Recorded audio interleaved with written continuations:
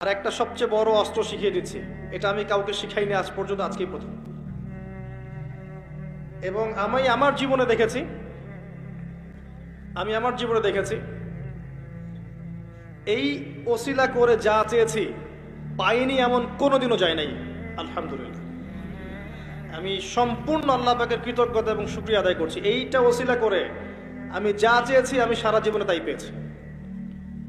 এবং আমি বিশ্বাস করি আমি যা পেয়েছি, এই বয়সে আমি যা পেয়েছি আল্লাহ পাক কোটি কোটি মানুষকে তা দেন নাই, এটা আমি বিশ্বাস করি।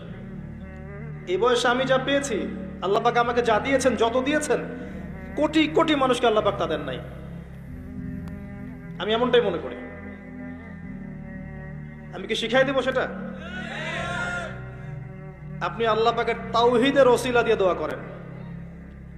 দোয়া করতে করতে আল্লাহকে বলেন, আল্লাহ তোমার তাওহীদের কালিমা লা ইলাহা ইল্লাল্লাহ এর ওসিলা করে তোমার কাছে আমি চাচ্ছি, আপনি পাবেন ইনশাআল্লাহ। যদি আপনার রিজিক হালাল হয়, যদি আপনার আকীদায় শিরক না থাকে, যদি আপনার আমলে বেদাত না থাকে, ইনশাআল্লাহ পাবেন। এরপরেও দুটো কথা আছে, সেটা হলো যদি দেখেন পান নাই, ইনস্ট্যান্ট পান নাই, মনে করবেন না দোয়া কবুল হয় নাই। এমনও দোয়া আছে যে আমি 10 বছর থেকে করছি এখনো পাইনি। এমনও দোয়া আছে আমি নিজেই 10 বছর থেকে করছি, আমার কাছে মনে হয় 2009-10 সাল থেকে আমি করছি, এখন পর্যন্ত পাইনি, ইনশাল্লাহ পাবো। তো ইনস্ট্যান্ট সব পেতে হবে এমন নয়।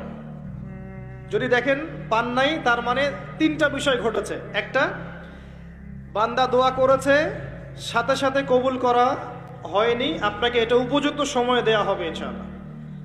2 নাম্বার, এই যে আপনি আল্লাহর কাছে চেয়েছেন, এর ওসিলায় আল্লাহ পাক আপনার আমল, আপনার তাকদীর থেকে কোনো বিপদ আপদ সরিয়ে দিয়েছেন, আপনি বুঝতে পারেননি। আপনি দোয়া করেছেন, হয়তো মনে হচ্ছে আপনি পান নাই, কিন্তু এর ওসিলায় আল্লাহ পাক আপনার তাকদীর থেকে কোনো বিপদকে মিটিয়ে দিয়েছেন, আপনি বুঝতে পারেননি। আরেকটা হচ্ছে, দুটার কোনোটাই হয়নি, পরকালে কিয়ামতের মাঠে আল্লাহ আপনাকে দিবেন জন্য জমা রেখেছেন। অতএব দোয়া করলে কোনো লস নাই।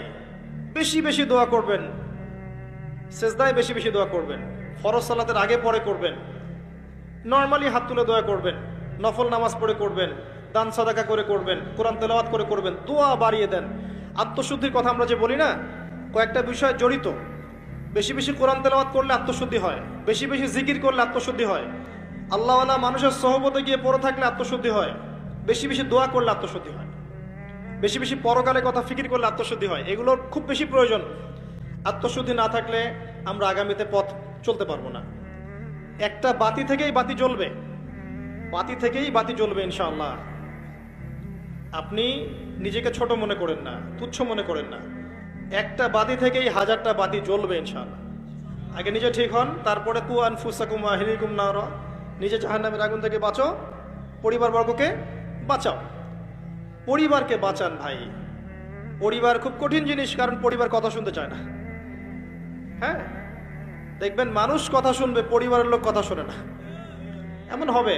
তো ওইখানে আপনাকে সবর করতে হবে। যদি দেখেন যে শেষমেশ দাওয়াত দিতে দিতে, বুঝাতে বুঝাতে আর কথা শোনেই না, আপনি আলাদা হয়ে যান, তাও ভালো। কথা বুঝতে পারেন নাই? আসহাবুল কাহাফের মতো হয়ে যান, তারপরে আপোষ করেন না অন্যায়ের সাথে। কারণ এই ফিতনাগুলো আপনাকে আল্লাহর পথে চলতে দিবে না, বাধা দিবে, সারাদিন দুনিয়ার ফিতনায় ব্যস্ত রাখবে আপনাকে। এর আগে সূরা আল ইমরানের 102 নম্বর আয়াত আছে,